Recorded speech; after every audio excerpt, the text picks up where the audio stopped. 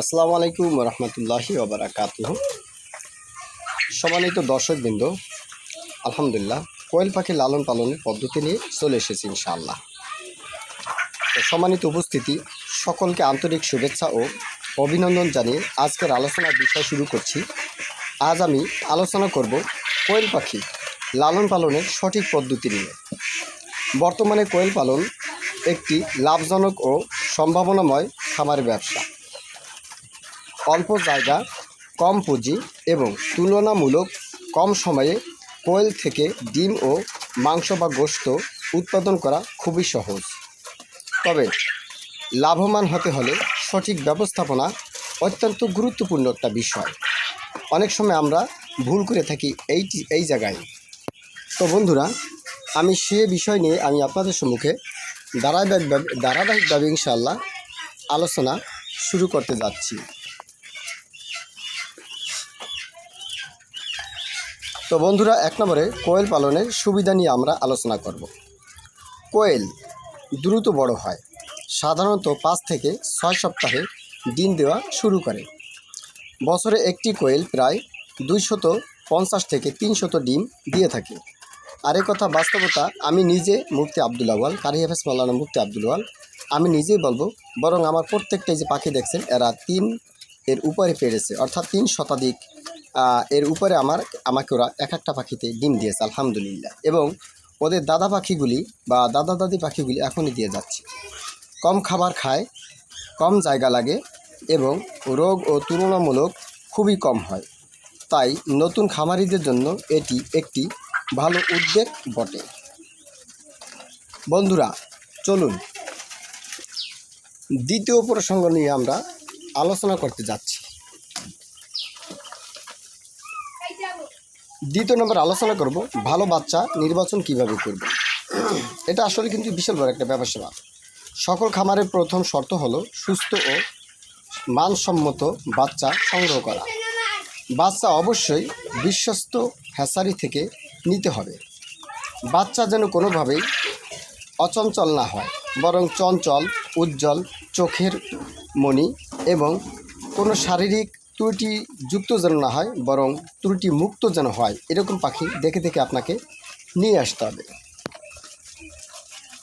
বন্ধুরা, এরপর যে আমরা আলোচনা করব 3 নম্বরে নয় আপনার 3 নম্বরে এবার আলোচনা করব স্থান নির্বাচন নিয়ে। খামার এমন জায়গায় করতে হবে যেখানে পর্যাপ্ত আলো বাতাস প্রবেশ করে। স্থানটি শুকনো হতে হবে, উঁচু জায়গা হতে হবে এবং জলাবদ্ধতা মুক্ত হওয়া উচিত হতে হবে। খামার সবসময় সর্বদা পরিষ্কার পরিচ্ছন্ন বাধ্যতামূলক রাখতে হবে। তো বন্ধুরা, এরপর আমরা 4 নম্বরে আলোচনা করব খাঁচা ও বাসস্থান নিয়ে। কোয়েলকে খাঁচা বা খোলর উভয় পদ্ধতিতেই লালন পালন করা সম্ভব যায়। খাঁচায় লালন পালন করলে পরিচর্যা সহজ হয় এবং রোগের ঝুঁকিটা খুবই কম হয়। পর্যাপ্ত জায়গা নিশ্চিত করতে হবে যাতে পাখি স্বাভাবিকভাবে চলাচল করতে পারে। এমনটা যেন না হয় যে পাখি নড়াচড়া করতে পারে না কিন্তু খাঁচা ব্যবহার করছেন, এরকম যেন না হয়। খাঁচা অবশ্যই হতে হবে, তবে তা প্রশস্ত অবশ্যই হতে হবে বন্ধুরা। তো বন্ধুরা, এরপর যে আমরা 5 নম্বর আলোচনা করব বোর্ডিং বা বাচ্চার যত্ন নিয়ে। জন্মের পর প্রথম 2 থেকে 3 সপ্তাহ বাচ্চার বিশেষ যত্ন প্রয়োজন হয়। সঠিক তাপমাত্রা বজায় রাখতে হবে এবং ধীরে ধীরে তাপ কমাতে হবে। পরিষ্কার পানি ও মানসম্মত স্টার্টার ফিড সব সময় দিতে হবে। বিশেষ করে আমি যে পাখিকে খাবারটা দিয়ে থাকি তা হলো, ওই যে আপনারা দেখতে পাচ্ছেন ওখানে কোয়েল পাখি আঁকা আছে, কোয়েল পাখি আঁকা আছে নারিশ কোম্পানির, ওটা আপনারা দিতে পারেন।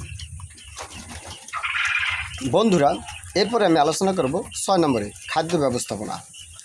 কোয়েলের উৎপাদনের মূল ভিত্তি হলো সুষম খাদ্য। বয়স ভেদে স্টার্টার, গ্রোয়ার ও লেয়ার ফিড ব্যবহার করতে হবে। সবসময় বিশুদ্ধ পানির ব্যবস্থা থাকতেই হবে। নষ্ট বা ছত্রাকযুক্ত আপনার খাবার কখনো দেওয়া যাবে না, তারা হার্ট অ্যাটাক করে কিন্তু মারা যাবে, এটা লক্ষ্য রাখতে হবে।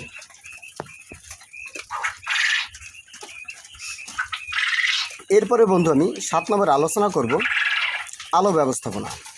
ডিম উৎপাদনের জন্য প্রতিদিন প্রায় 14 থেকে 16 ঘন্টা আলো উপকারী।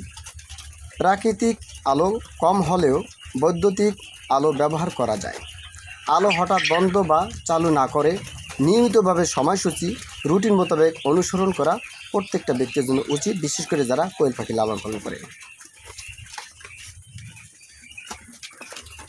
তো বন্ধুরা, এ পর্যায়ে আমি আলোচনা আপনাদের সম্মুখে করব 8 নম্বরে রোগ প্রতিরোধ নিয়ে। রোগ হলো চিকিৎসার চেয়ে প্রতিরোধ বেশি কার্যকর। খামার পরিষ্কার রাখতে হবে, নিয়মিত জীবাণুনাশক ব্যবহার করতে হবে এবং অসুস্থ পাখিকে দ্রুতভাবে আলাদা করতে হবে। প্রয়োজনে পশু চিকিৎসকের সাথে পরামর্শ করে নিতে হবে। বন্ধুরা, এ পর্যায়ে আলোচনা করব 9 নম্বরে ডিম সংগ্রহ ও সংরক্ষণ প্রসঙ্গে। ডিম নিয়মিতভাবে সংগ্রহ করতে হবে যাতে ভাঙার ঝুঁকি কমে। পরিষ্কার ও ঠান্ডা স্থানে সংরক্ষণ করলে ডিমের ও গুণাগুণ মান অনেকটা ভালো পাবেন। এই পর্যায়ে আমি আপনাদের সম্মুখে 10 নম্বর আলোচনা করব বাজারজাতকরণ প্রসঙ্গে। ডিম ও মাংস বা গোশত বিক্রির আগে বাজার সম্পর্কে ধারণা নিতেই হবে। স্থানীয় বাজার, পাইকারি ক্রেতা, রেস্তোরাঁ বা রেস্টুরেন্ট বা অনলাইন বা অফলাইন বিক্রির সুযোগ কাজে লাগানো, এটা আপনাকে অবশ্যই ব্যবস্থাপনা নিতে হবে। ভালো মান বজায় রাখতে পারলে স্থায়ী ক্রেতা তৈরি হয়ে যাবে আপনার। বন্ধুরা, 11 নম্বর আলোচনা করব সাধারণ ভুলগুলো নিয়ে, যা এড়াতে হবে আপনাকে। চলুন তা কীভাবে সম্ভব। 11 নম্বরে সাধারণত ভুল যা এড়াতে হবে: অতিরিক্ত ঘন করে পাখি রাখা, এটা যাবে না। অপরিষ্কার পাখিও খাবার দেওয়া যাবে না। অপরিষ্কার পানি ও অপরিষ্কার খাবার এটি কখনো দেওয়া যাবে না। খামারে পর্যাপ্ত বাতাসের ব্যবস্থা রাখা, অসুস্থ পাখিকে সুস্থ পাখির সঙ্গে রাখা, এটা ভুল। আপনার মানহানি খাদ্য ব্যবহার করা, এটা কিন্তু সাধারণ একটা ভুল। পরিশেষে বলবো আমি, কোয়েল লালন পালন একটি লাভজনক, তবে সফল খামারি হতে হলে পরিষ্কার পরিকল্পনা নিতে হবে, পরিচ্ছন্নতা, সুষম খাদ্য, সঠিক আপনার ব্যবস্থাপনা নিতে হবে এবং নিয়মিতভাবে পর্যবেক্ষণের বিকল্প কিছুই নেই। যত্নের সঙ্গে লালন পালন করলে অল্প পুঁজিতেই ভালো আয় করা সম্ভব। আপনাদের সবাইকে ধন্যবাদ। আল্লাহ আপনাদেরকে সকলের জীবিকা উপার্জনের হালাল ব্যবস্থা করুন, হালালভাবে চলুন। আহাল্লাহুল বাইআ ওয়া হারামা রিবা। আল্লাহ তাআলা কোরআন কারীমে বলছেন, আমি সুদ ঘুষকে হারাম করেছি এবং ব্যবসা বাণিজ্যকে হালাল করেছি। সুতরাং এটাই ছিল আজকে আলোচনার বিষয়বস্তু।